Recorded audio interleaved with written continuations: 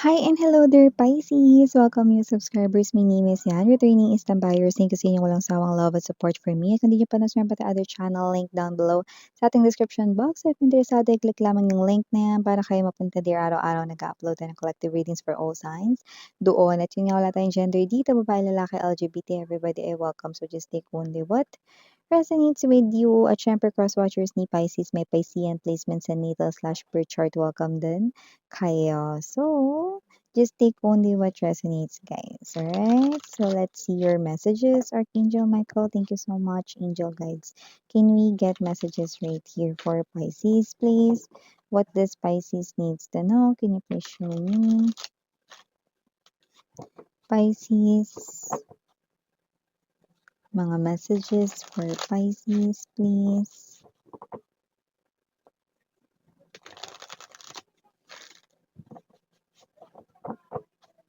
Okay, so let's go ahead and check this mga mensahe para sa'yo, Pisces. So guys, meron kayo ditong energy. So, Hierophant.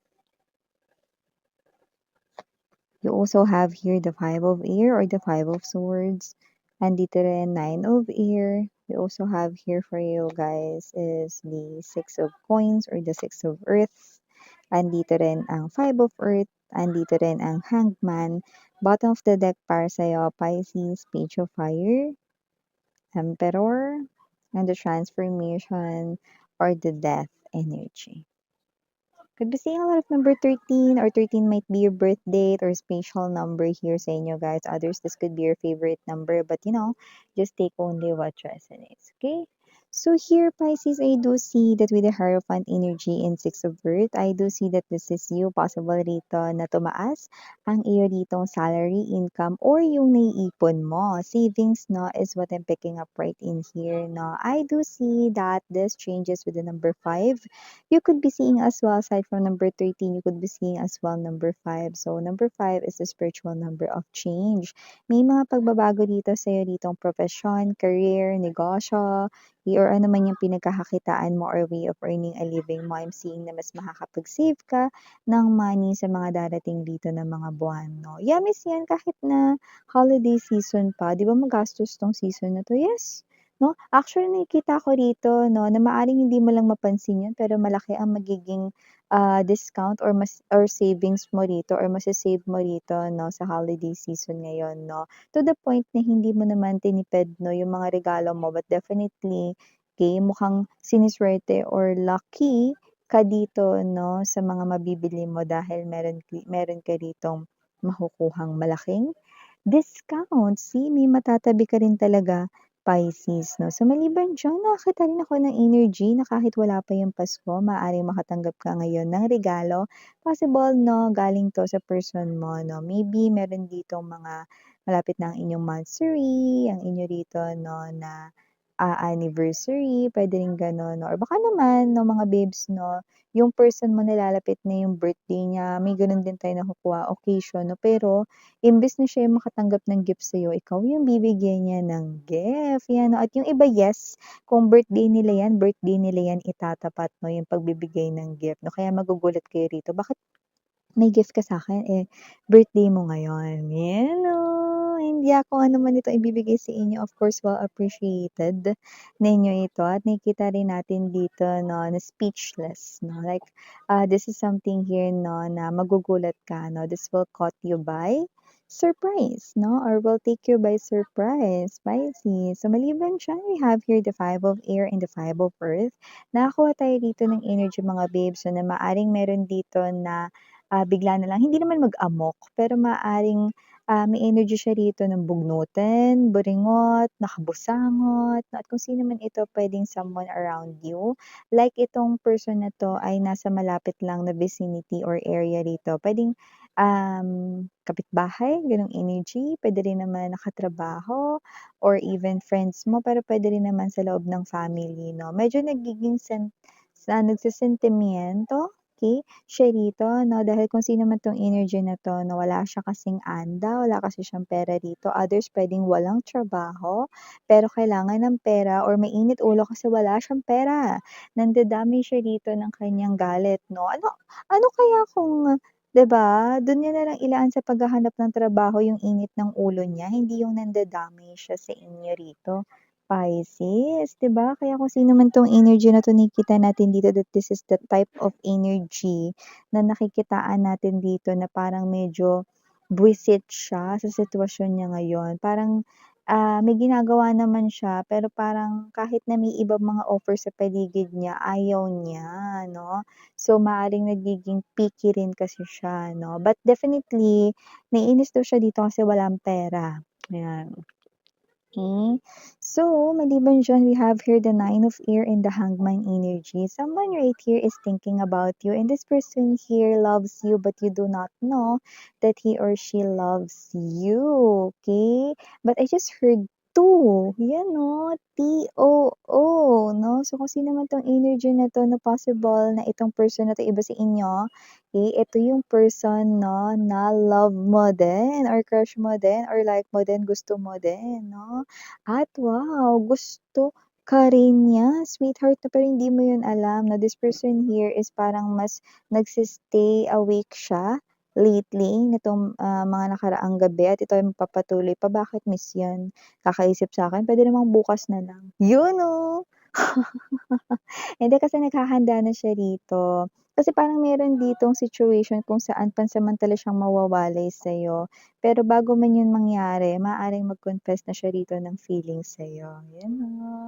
So kung pahihintulutan ninyo, possible na maging LDR kayong dalawa. Pero huwag mag-alala kasi hindi siya rito magloloko sa'yo. Ayun o. Faithful siya, no?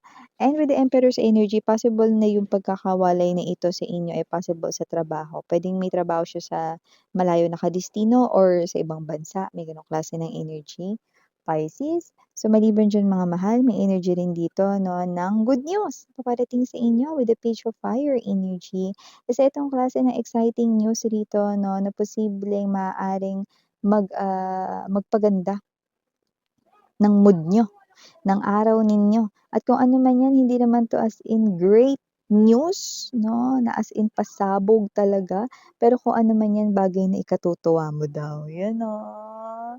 So, puwedeng ito marami namang lumalabas mga babes na specific, reasons, pero maaaring ito yung energy 'no, na puwedeng wish mo para sa mga, loved ones mo rito or isa sa mga ka-close mo rito puwedeng nangyari. So, parang you're happy with them 'no, or you're happy kasi nangyari yun sa kanila finally. So, may gano'ng klase rin ng energy. So, maliban diyan mga babes 'no, with the transformations naman 'no, I do see right in here 'no, that there is something here ending sa iyong life 'no. Don't worry, wala akong nakikita rito that someone here 'no, will die or whatever, walang gano'n 'no. Kundi yung ending na nakikita natin dito 'no, is something na magse-step ka na sa new chapter dito. May mga magtatapos 'no, ng mga chapters kung saan puwedeng kayo ito 'no, na talagang ito ay by force 'no, mangyayari talaga ito. Like let's say 'no, dahil gusto kayo ilipat ni universe sa mas magandang trabaho, may situation na hindi niyo malulusutan sa trabaho ninyo ngayon. Okay, kung saan parang mapipilitan kayo rito 'no, na lumipat ng bagong work. So, may gano'ng klase ng energy. Doesn't have to be na mai-involve kayo sa isang gulo or whatsoever 'no, pero maaaring merong mangyari diyan sa pinagtatrabahuhan ninyo na mapipilitan kayong lumipat sa ibang trabaho kung saan dun kayo tinutulak ni universe 'no. So, isa itong klase ng pangyayaring by force, okay. Pero nakikita ko dito na itong new chapter na 'to ay magdadala ng a lot of positive changes sa buhay mo, Pisces 'no. So, medyo mga babes 'no, ihanda niyo lang yung sarili ninyo kasi si Pisces medyo may pagka-sentimental and at the same time 'no, medyo parang, hindi rin kayo agad nakakasabay agad-agad sa mga pagbabago 'no. So, nakakuha tayo dito ng energy na itong mga pagbabago na 'to 'no, hold on lang mga mahal 'no, dahil itong, mga taong napi-pick up ko ng mga energies 'no, kayo Pisces 'no, kayo ay tatapak na dun sa mas maganang era ng life ninyo. So, kung saan kayo dinadalhin sa bagong, journey na ito 'no, then go, sumabay lang kayo. That's what the universe, no, ay telling you. Iba, pwedeng hindi yan sa career, no? Pwede rin meron ditong by force, no, natanggalin sa buhay ninyo, no? You might be in a toxic love life for such a long time already. Okay? So universe wants you to be happy, no? Like fully happy and contented, no? At nakikita ko dito na merong new chapter sa love na nakaabang sa inyo. So just like that. Whatever it is na tatapusin, tatanggalin, or mag-e-end, no, is something na hindi na nakabubuti for you. Okay?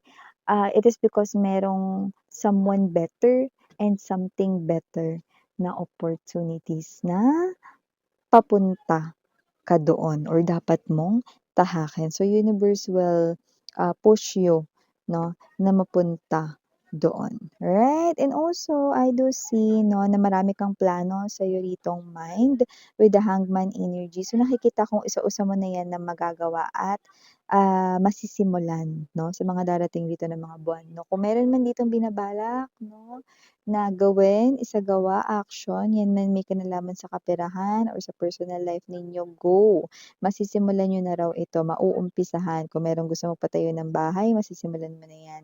Kung gusto rito na may mag-umpisang magnegosyo, yan ay unti-unti mo nang maaasikaso rito. So definitely, nakakuha tayo rito ng energy ng action. So mas magiging busy ang iyo rito mga darating na mga buwan. Pero, carry lang dahil papunta ka rin namang success doon.